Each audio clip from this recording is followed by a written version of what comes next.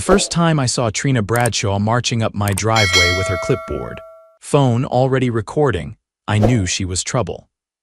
She had that tight-lipped, overly lipsticked frown and the kind of haircut that's been weaponized by every HOA tyrant across America.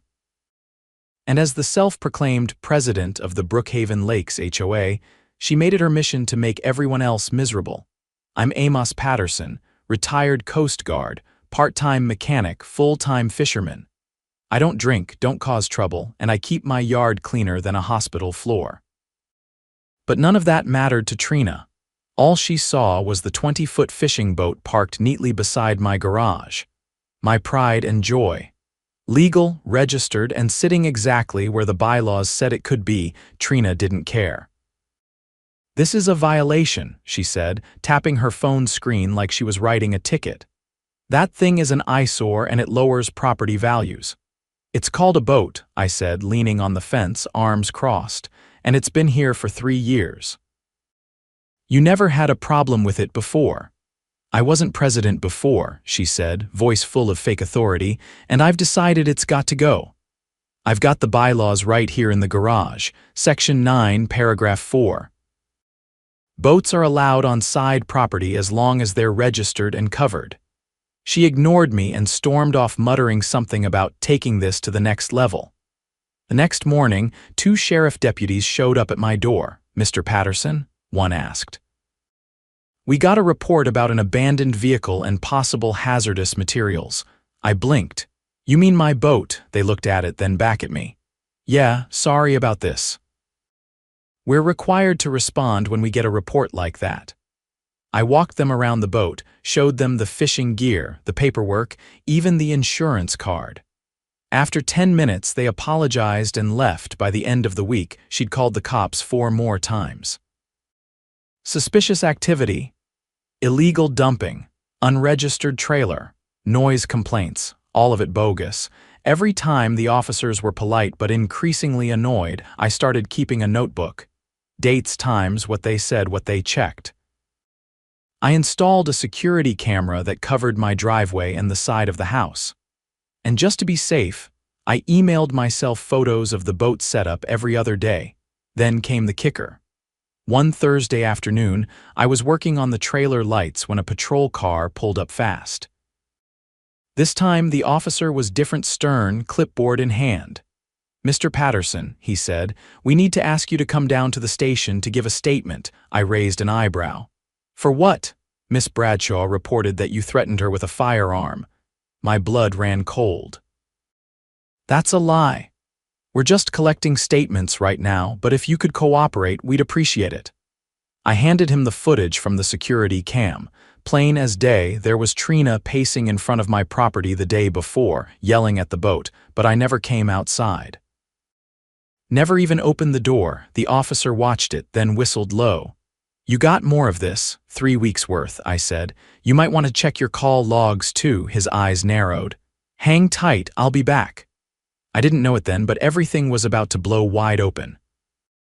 By Saturday morning, the knock on my door was sharp and deliberate.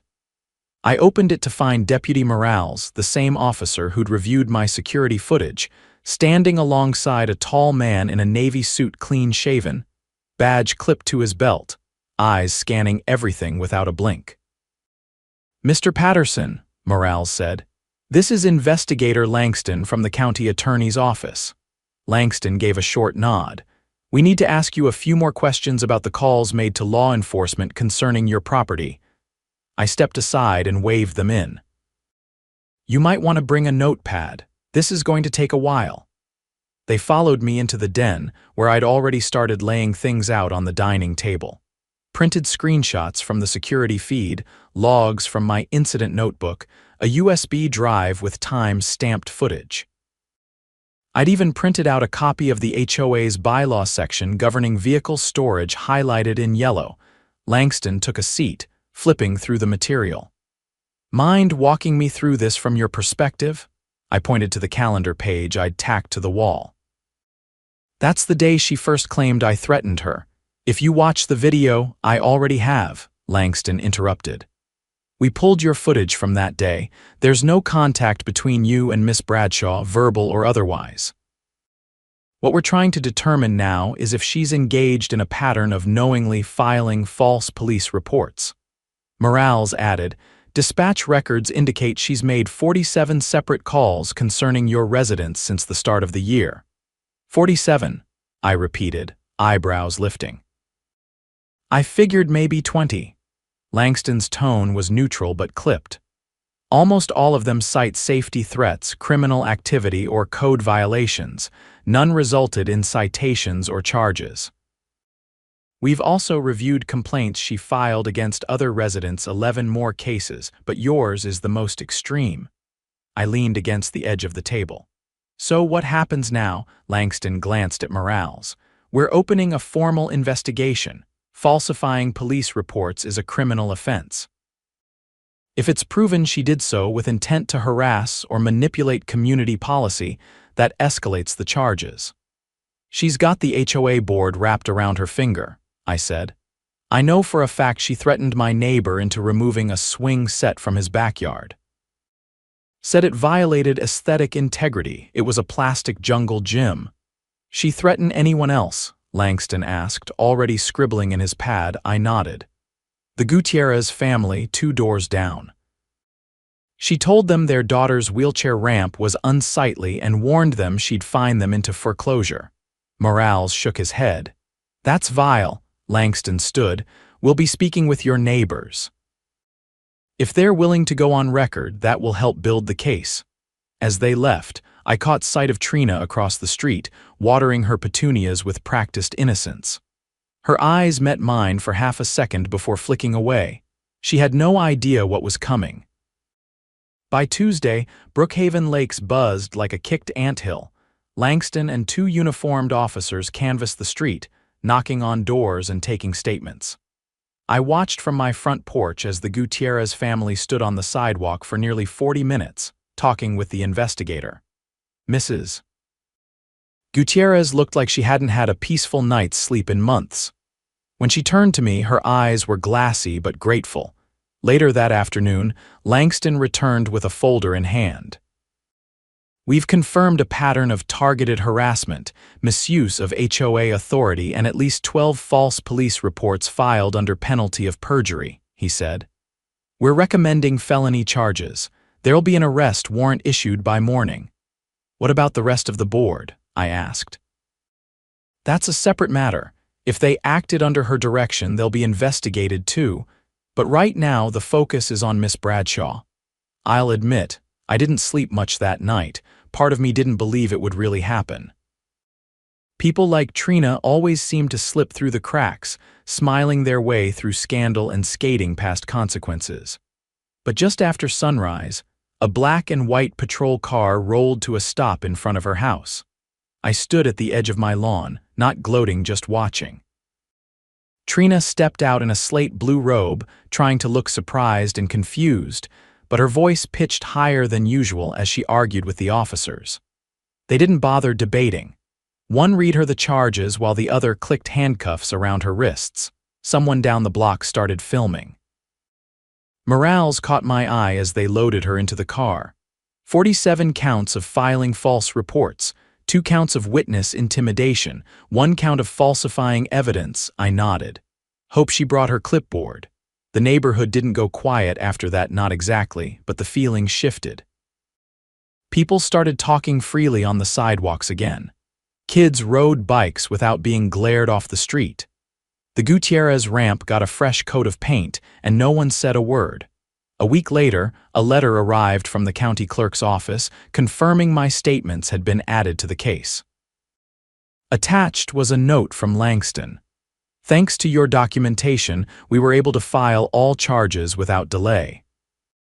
If you're willing to testify, we'll contact you during pretrial. I tucked the letter into a folder marked HOA, Evidence. 2 days after that, a special emergency meeting was held in the community center.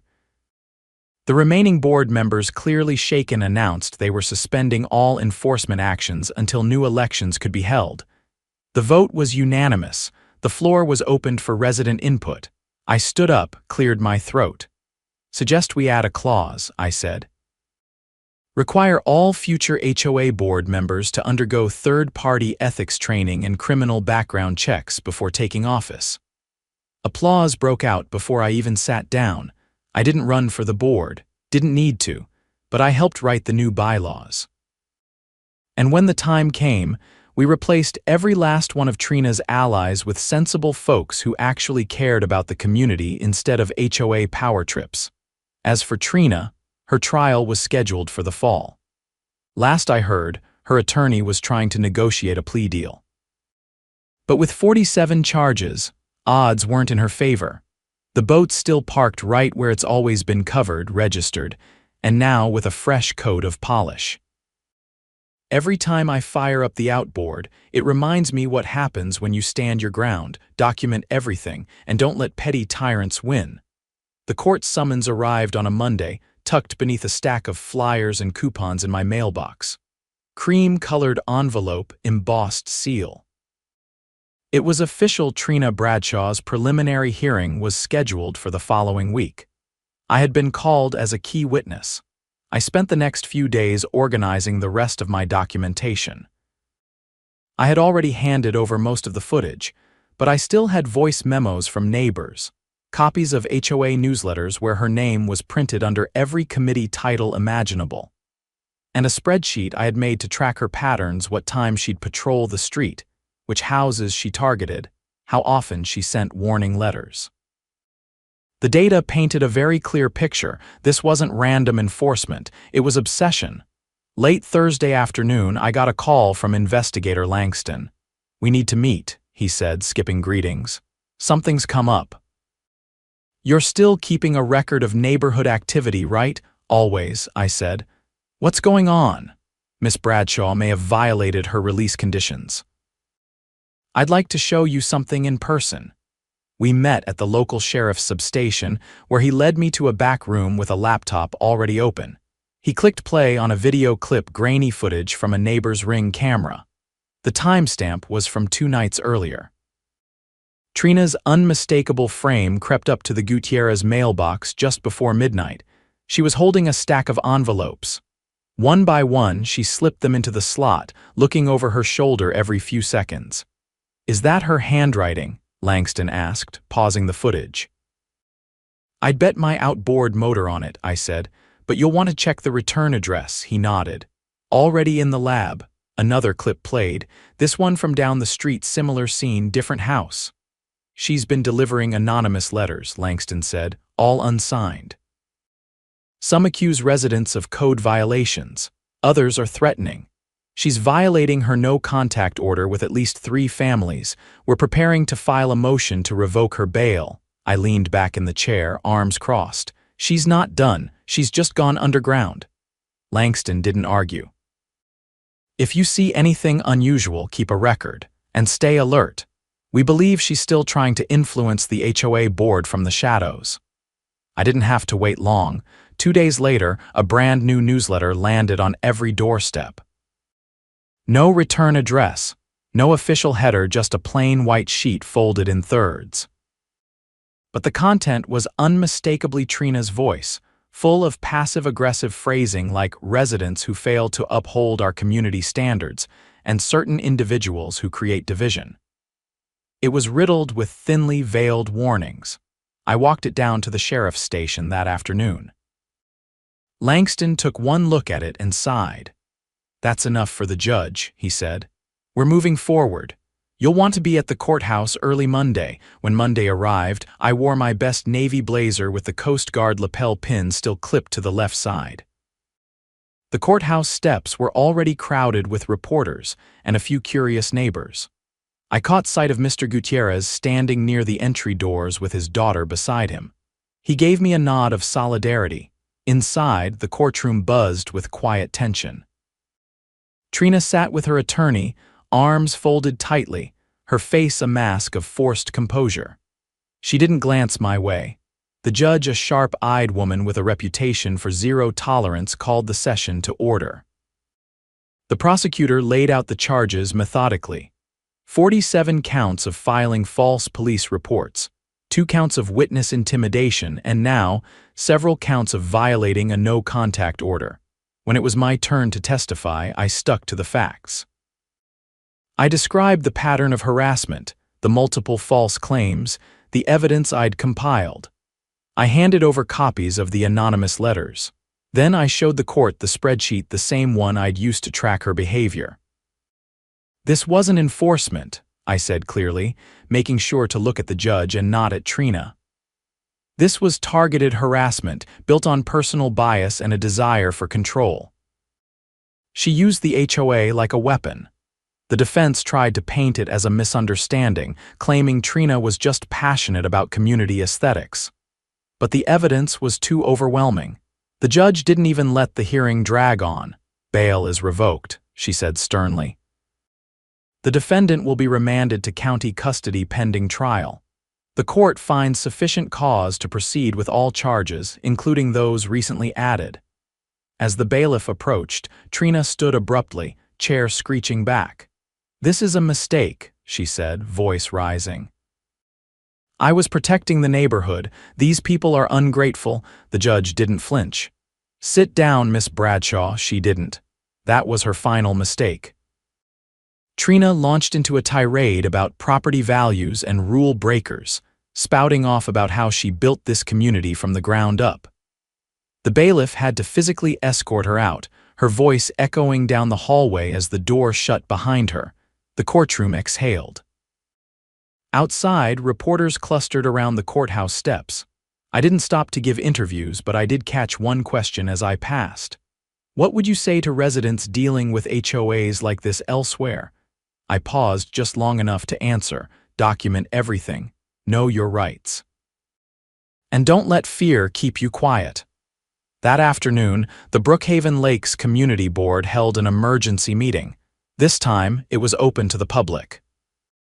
The remaining board members, 2 of whom had quietly distanced themselves from Trina in recent weeks, proposed a full audit of HOA operations and a temporary suspension of all fines and enforcement actions. I stood near the back, hands in my pockets, while neighbors filtered in and took their seats. Conversations were louder now. People were less guarded. The fear that had hung over the neighborhood like a storm cloud had begun to lift. One of the residents, a retired teacher named Evelyn, stood up and addressed the board. "We need to do more than fix the rules," she said. "We need to fix the culture. No more secret meetings, no more threats in the name of order. We need transparency." The room clapped, not politely, fully, loudly. I hadn't heard that kind of energy in months. A week later, I was invited to help audit the HOA's records. Not as a board member, but as a civilian reviewer. Turns out, Trina had been misusing funds for years, billing the HOA for private security patrols that never existed, ordering beautification supplies from vendors with no traceable addresses, even reimbursing herself for legal consultations that had no receipts. The county's Financial Crimes Unit opened a second investigation. That's when things really unraveled. The HOA's treasurer, a quiet man named Paul Hemmings, resigned the day after the audit began. A subpoena followed him home before the week was out. Investigators found emails threads between Trina and Paul discussing how to reallocate funds to incentivize compliance. The language was vague, but the intent was clear. At the next board meeting, the community voted to dissolve the current HOA leadership entirely. A temporary committee was formed, made up of residents from every corner of the neighborhood: school teachers, veterans, small business owners. People who had no interest in power, only peace. I helped draft the new charter. It included term limits, whistleblower protections, and an independent ethics panel made up of residents with no personal ties to board members. Every financial transaction would be logged and publicly available. No more slush funds, no more unchecked authority. By the time Trina's criminal trial began, Brookhaven Lakes looked nothing like the place she'd tried to control. Kids played basketball in the cul-de-sacs again. The Gutierrez family installed a new ramp with a painted mural on the side. Evelyn started a community garden on the north end of the park, and for the first time in a year, volunteers showed up to help. Trina was convicted on 38 of the 47 charges. The false reports alone carried enough weight for a multi-year sentence. The judge gave her 5 years probation, 6 months in county, and a permanent ban from serving on any HOA board in the state. The final clause of the new charter was simple. No single individual shall hold more than one board position at a time. Checks and balances shall be enforced at all times. It was named the Bradshaw provision. Justice didn't come easy, it never does, but it came. And when I park my boat beside the garage these days, no one complains. If anything, they wave. Some even ask what I caught last weekend. Brookhaven Lakes isn't perfect, but it's honest now. And that's worth more than any rulebook ever written. The courthouse halls were quieter the day the civil trial started, the one that would determine whether the HOA itself could be held liable. The criminal case had already put Trina Bradshaw behind bars and effectively ended her reign, but there were still ripples spreading from her actions. The neighborhood had changed, yes, but damage had been done: financial, reputational, and deeply personal for some. And now, with the evidence piling up, the county had launched a broader probe into the HOA's operations, citing gross negligence and willful misconduct. I wasn't testifying this time. My role had shifted. Now I was one of the plaintiffs. The courtroom was packed with residents from Brookhaven Lakes. Not one of them sat beside the defense table. The board's insurance attorney stood stiff-necked, flipping through contracts and trying not to make eye contact with anyone. The judge, a different one this time, had already glanced through the preliminary filings and didn't look pleased. "The court has reviewed the claims submitted by the plaintiffs," he began. "We are here today to determine whether the Homeowners Association, as a legal entity, bears financial and administrative responsibility for the actions taken by its former president and its failure to intervene despite multiple resident complaints." Evelyn sat 2 rows ahead of me, her back straight, hands folded in her lap. Her testimony had been submitted in writing. So had the Gutierrez families. The judge read excerpts aloud, lines about ignored warnings, retaliatory threats, and deliberate board inaction. Then he turned to the defense. "You submitted a motion to dismiss on the grounds that the HOA was unaware of Miss Bradshaw's misconduct, yet these internal emails contradict that assertion." He held up a printed document, one I'd acquired during the audit. It was a message from Trina to the treasurer, referencing a strategy to isolate dissenters and quiet non-compliant households before the next annual review. The defense attorney cleared his throat. Those emails were never formally sanctioned by the board. They reflect personal opinions, not organizational policy. The judge's eyes narrowed. And yet they were written using the HOA's official email domain during board meetings and referenced board decisions. That counselor makes them admissible and relevant. The attorney tried to pivot. "We contend the financial damages claimed are exaggerated. The plaintiffs experienced inconvenience, perhaps, but no demonstrable financial loss." That was the moment I stood. "Your Honor," I said, "may I speak directly?" The judge gave a single nod. I stepped into the aisle. "The HOA fined me repeatedly for fabricated violations. Those false reports triggered multiple police visits, which show up in background checks. I've lost 2 rental applicants for my guest house because of it. That's verifiable income. But this isn't just about money, it's about trust. About safety. Families were harassed, my neighbors were threatened into silence, and the board did nothing because they benefited." The judge held up a hand. "Thank you, Mr. Patterson, that will be noted." He recessed for deliberation. When he returned, the decision was swift. The court finds the Brookhaven Lakes Homeowners Association legally liable for civil damages resulting from its negligence, lack of oversight, and complicity in the actions of its former president. A restitution fund will be established. There was no applause, just quiet relief. Justice had landed again, but this time it came with financial consequences. In the weeks that followed, the HOA's insurer started processing disbursements. Residents who had been fined illegally or harassed into altering their homes received payments. The Gutierrez family used theirs to install a concrete ramp with full railings and a decorative mosaic. Evelyn donated hers to the community garden, using it to build a shed and irrigation system. As for me, I used the money to finish restoring the second-hand skiff I'd bought the year before. She'd been sitting behind the garage under a tarp, waiting patiently. A little sanding, a new coat of marine-grade paint, and she looked like she'd seen open water just yesterday. One morning, while I was tightening the last bolts on the motor mount, I heard footsteps on the gravel. I looked up to see a man in a brown suit holding a clipboard, not HOA. This one wore the insignia of the county planning department. "Mr. Patterson?" he asked. I nodded. "I'm following up on a grant you submitted.